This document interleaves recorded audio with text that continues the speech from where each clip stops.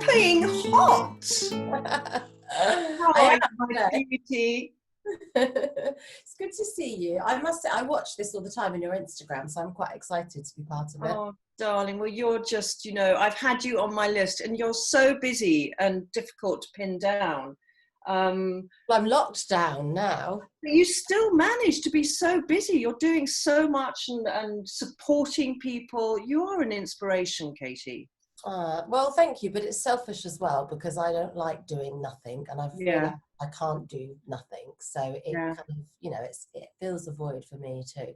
And just so people who don't know you or our connection maybe in Australia or America, you and I met and basically fell in love with each other on Strictly. We made so many good friends on Strictly Come Dancing, didn't we? We were the two losers, me and you. Oh, no, we really were. In fact, I think you were the only dancer that was as bad, if not worse, than I was. We genuinely could not dance. Yeah, genuinely. Yeah. I mean, and let's be honest. Well, I'll be honest. For me, that dancing was the most hideous experience of my life. I'm not going to lie. Well, because it wasn't dancing, because you can't learn to dance in such a short space of time. Yeah. If you're starting from no base, then it's physically impossible, isn't it? Yeah. So. But we met amazing people, and we were so lucky to have made such great friends. And it's quite surreal, isn't it? If you look back now, and when you watch the next lot of people, you think, oh, I wish I could go back and have another go at that. And I know, I agree.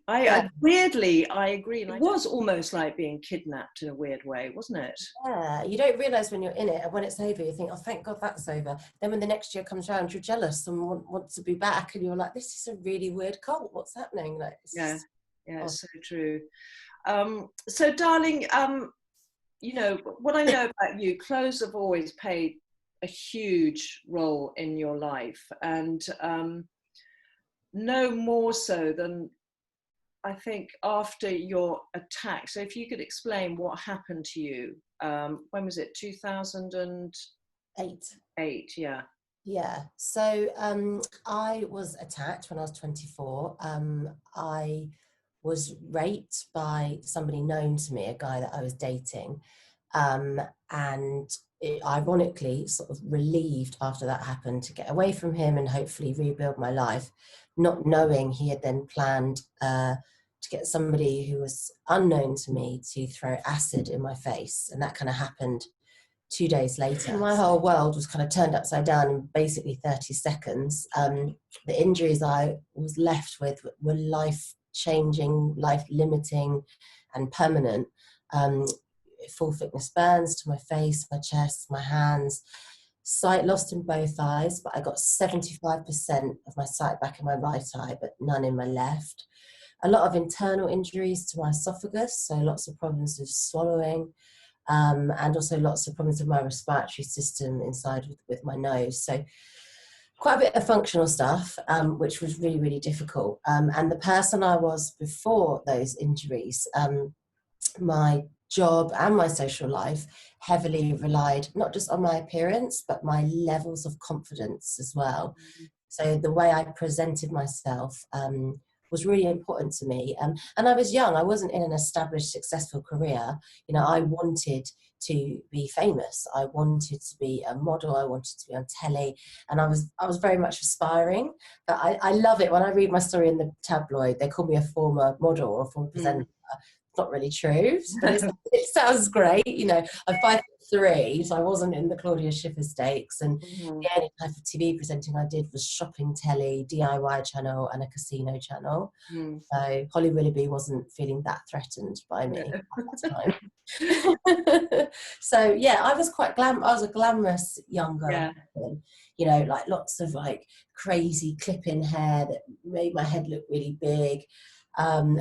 Throwaway high street clothes, but always dressed up, high heels every single day, never wore a flat, always wore makeup, and just really reveled in it and loved it. And I trained at college to be a beautician, so I was the friend that got everyone ready on the night out, then got ready quickly in the taxi, and it was like quite a big part of my identity. So I think that's why, in a way, because what happened to me was quite strategic.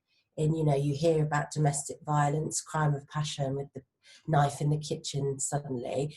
This was very strategic, and this person knew a fair bit about me to know how to destroy me without killing me. So, you know, it was interesting. It's very psychological, actually, when you look into it like that. But it's, I mean, I remember talking to you about this when we were together, making Strictly, and I couldn't believe how your ex-boyfriend had got someone else to do this. And I mean, that to me is the lowest of the low, because it's a cowardice and a lack of respect in a weird way, you know, in a perverse way, not to have done it himself. Yeah, I think I don't want to be negative, but I want to be true. I think there are some really evil people out there, Yeah. but you know, since all this has happened to me, I've gone on to set up a charity, and I've met some incredibly kind people with no motivation at all, other than Yeah. they're just decent people. So the decent people definitely outweigh the evil, and there are a very small amount of evil people, but it does exist. There simply are people out there that we just cannot explain, and Mm. we've seen that recently in the news. We've seen some Mhm. horrible stuff recently. But on the whole, as we have also seen in lockdown, people do support each other. They do come together and they do care about each other. And I think that's what restores your faith in society, which is why I'm so glad I set up my charity, because that helped me heal. Like I said at the start, it's never selfless, because it always helps me. Absolutely. And it's kind of like being in AA, where it's other people's stories and being able to help other people that um, you know, keep alcoholics sober. Yeah, purpose. You've got It's to the have same it. thing. Yeah, Yeah. absolutely. After the attack, how important a role did clothes play for you? Massive, but in a completely different way, like I'd never known before. Um, so no clothes for months, because well, not even a hospital gown at first, because all my You had body. to wear pressure. Yeah, well, in the very beginning, because I had to have all my face removed, they had to remove all the skin off my back and buttocks, so my whole body was mummified in bandages. So I was just straight up naked for like 3 months in ICU, then in a hospital gown for a few more months. And then when I left, like you said, the pressure garments. So Mm. you would just wear clothes, because your life was hospital. You would just wear clothes that were quick to whip off at outpatients appointments, and that weren't too sweaty and that wouldn't get in the way. And then later on, it was like almost choosing a uniform so that the world won't notice you. So dark, baggy clothes, no pattern, don't want any attention, and always a large sun hat and a scarf and glasses, because I wore like a plastic mask. Katie, I just can't. I mean, knowing you now, I Yeah. can't even imagine. I mean, Well, it shows you how much identity clothes are, and they're not frivolous, because for me, they were my armor and my don't approach me, don't come near me. And I had lost my identity. I didn't have one, didn't know who I was either. So that was the safest option at that time. And it did evolve, and it became a really good communication tool for when I couldn't use the obvious communication point of my face.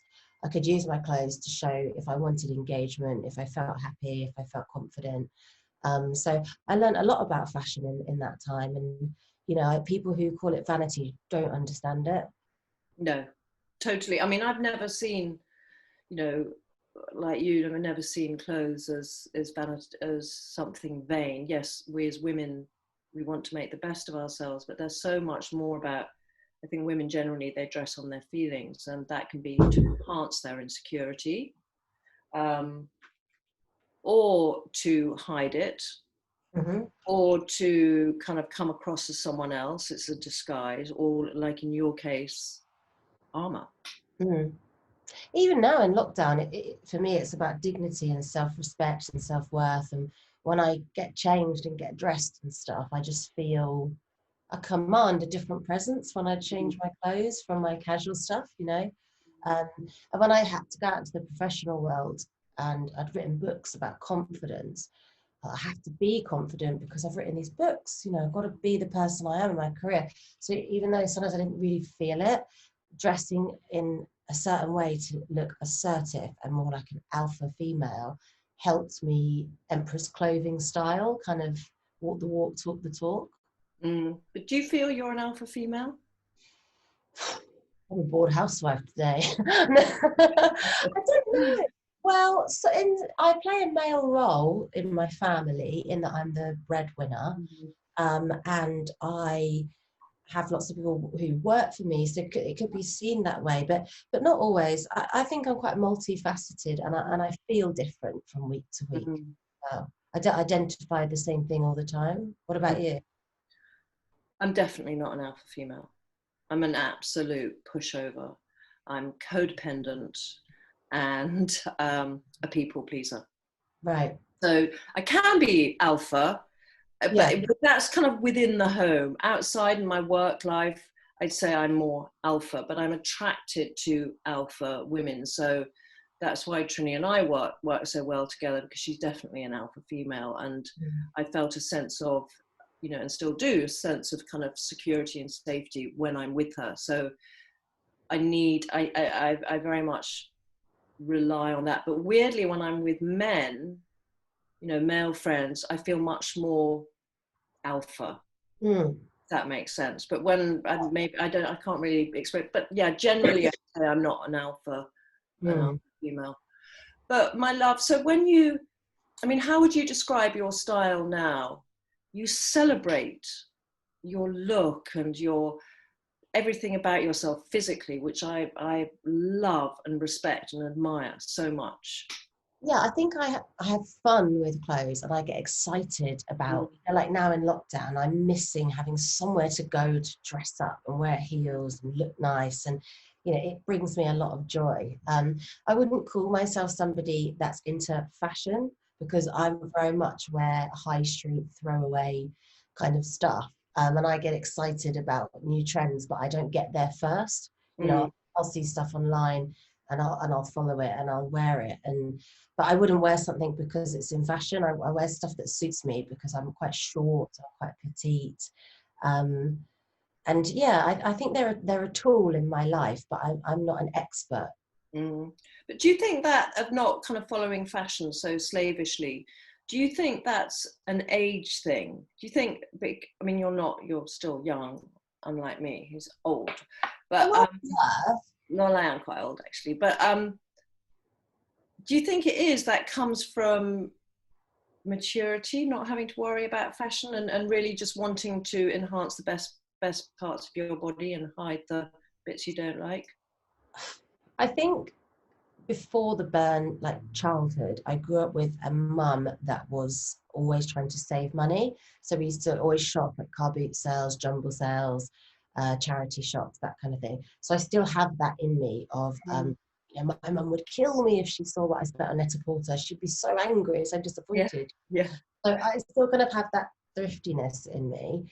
But also, I work really hard to stay fit, and you know, that's more important, isn't it? Yeah, I mean, I stay fit for lots of reasons, but one of the vanity reasons is I can't control my face and my injuries, but I can control my body. So it's like this psychological thing. If I can have a really good body and feel confident, that kind of makes up for my face. That's sort of the rationale in my head.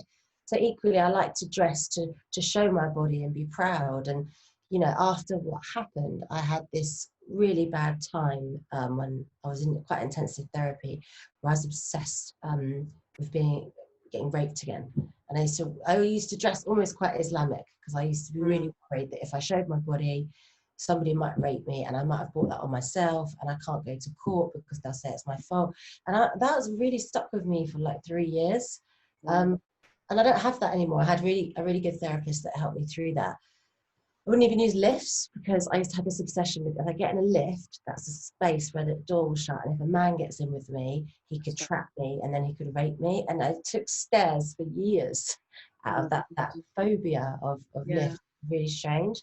But yeah, now I don't have that. So I love dressing in any way I want to show any part of my body that I want.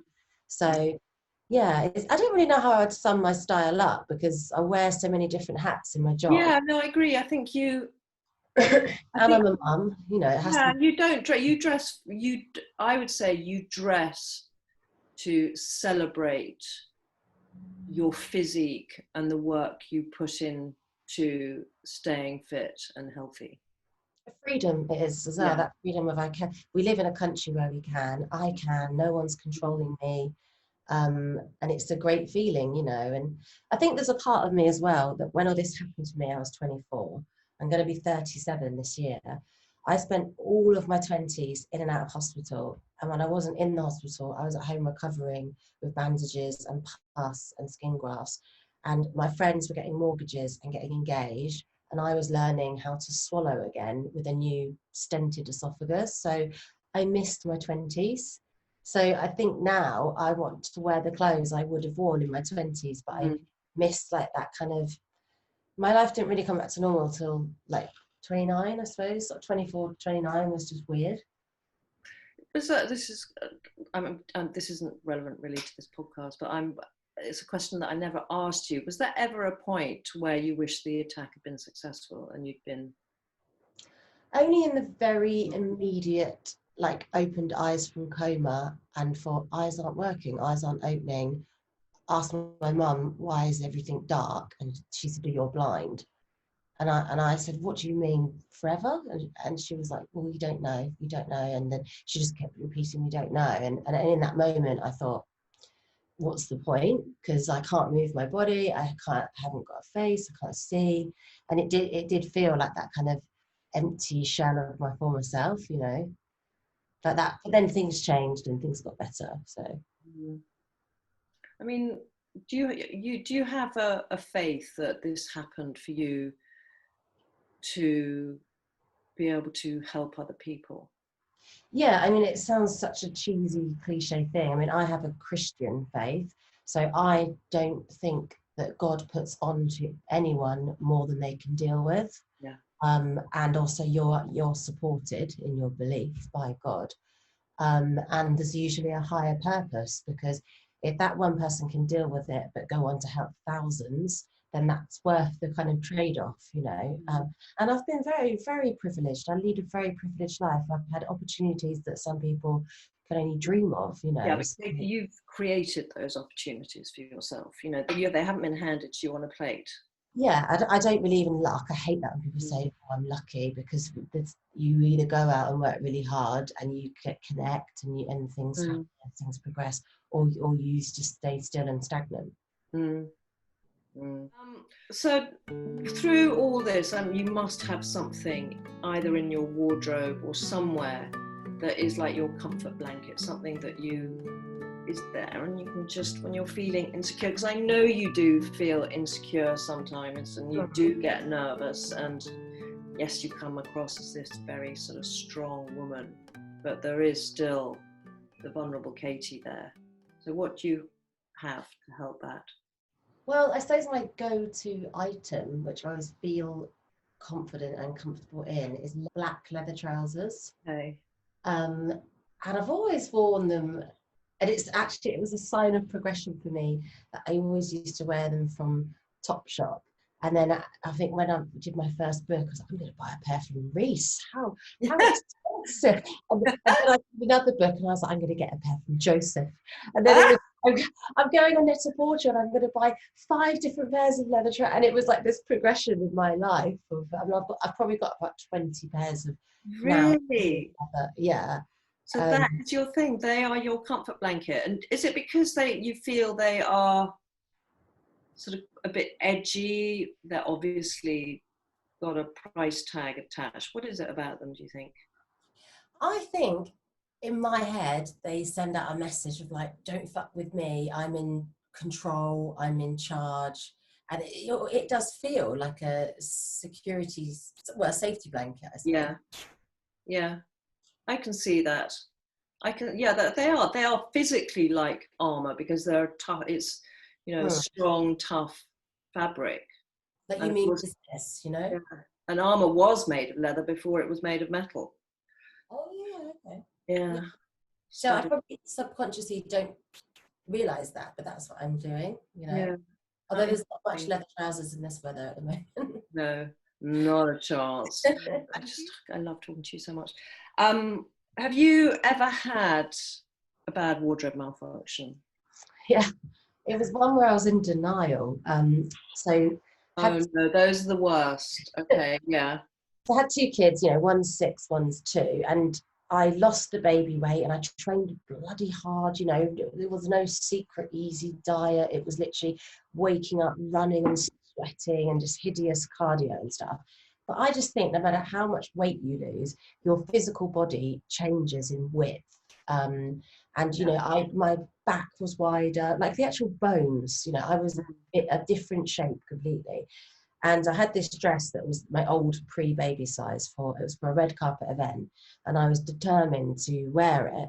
And it was zipped down the back, and it was a good brand. It wasn't even a crappy brand. And as soon as I got in the taxi to go to the event was red carpet at a hotel. As soon as I bent down like that, the whole zip edge split away from the fabric, because I was just too wide, you know, and I was just like, oh my God. And I was alone with a hair updo. So that, oh my God. Anyway, I had to go in, I was in at Addison Lee, and I had to get him to drive me to a different hotel where there's no photographers. I had to go in and ask this lovely woman on reception to come into the loos with me and sew me into this dress with a hotel crappy sewing kit.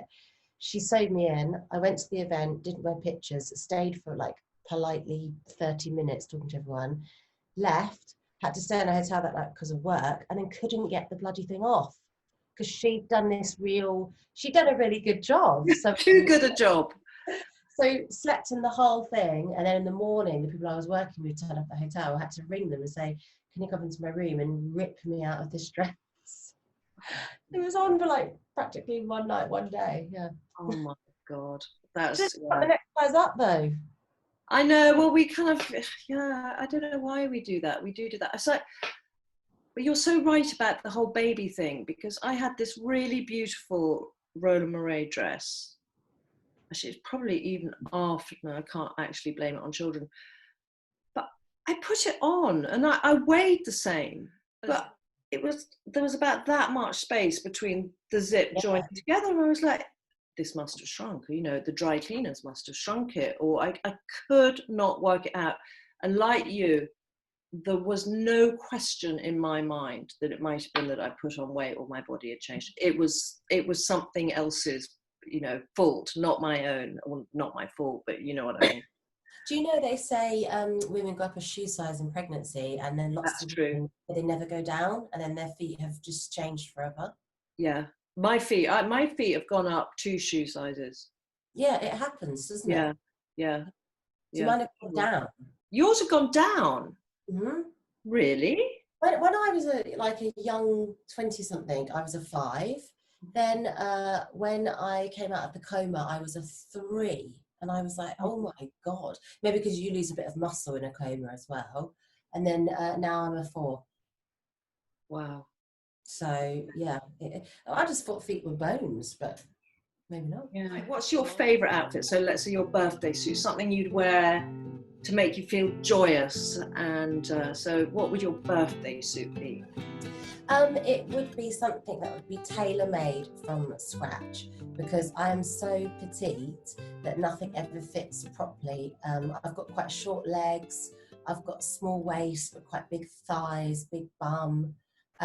So yeah, that would be the dream, to have something completely made in really expensive, nice structured fabric, nothing see-through, you know, just something, but simplicity, something in a neutral color, you know. I don't really like patterns so much. No. Something neutral, clean, that fitted to every single inch of your body. Yeah, and you don't have anything like that in your wardrobe? I do have a really nice jumpsuit, because when I did the Pantene advert, they had a tailor for me, that I had this beautiful cream jumpsuit, and they basically just destroyed the jumpsuit of how it actually came, and tailored it to every inch of my body. And then they let me keep it, and I was just like secretly so excited about that. Um, and now it has become my go-to thing. If I have anything nice, I buy it. But social media's ruined us being able to wear clothes repeatedly. Has it? Well, because then all your followers say like, oh, it's not a new picture, it's not a new image, and it looks like the same photo, even though it's a different time, because it's the same my followers don't worry about that. You are in a different league. Well, I can see that, and I think it is important for you, actually, because, you know, given your history, and it's important for the people, your fans and people who love you, to see that you're always evolving and growing, I guess, and that can be done visually with clothes and photographs. Yeah. Do you wear the same thing a lot then? You're not scared to wear the same stuff to parties? I mean, look at me. Do I look scared? You're stylish all the time. See, I would have thought you'd be a one-wear person. No. I mean, when I'm at home, so here, you know, I mean, last night I had, you know, dinner in a swimsuit. Oh, lovely. Do you know what I mean? Because it's so hot. Not even outside, inside. So, but when I go out, I do, yeah. I mean, I do, but to be honest, I don't really enjoy spending a lot of money on clothes. I you know, I can't afford it apart from anything else. And if I want to buy something, I want it to be the best quality possible. So, you know, I buy less but more expensive. Yeah. See, that's what the stylist I work with, that's what he keeps telling me to do. He's like, stop buying loads of stuff online unstrategically and buy a few pieces that you can have forever. Which I should do more of. And I suppose lockdown taught me, actually, sometimes you aimlessly shop for happiness and it's not really the right thing, you know? Yeah. So, yeah. There is that feeling of, I mean, I just, you know, that feeling of putting on something new, and it can be a ring, a cheap ring. It can be, you know, a little piece of jewelry. It can be anything, but it's just that, it can be shampoo, for God's sake, you know, but just that thing of, it's terrible that we feel that, but I'm just, exactly, the joy.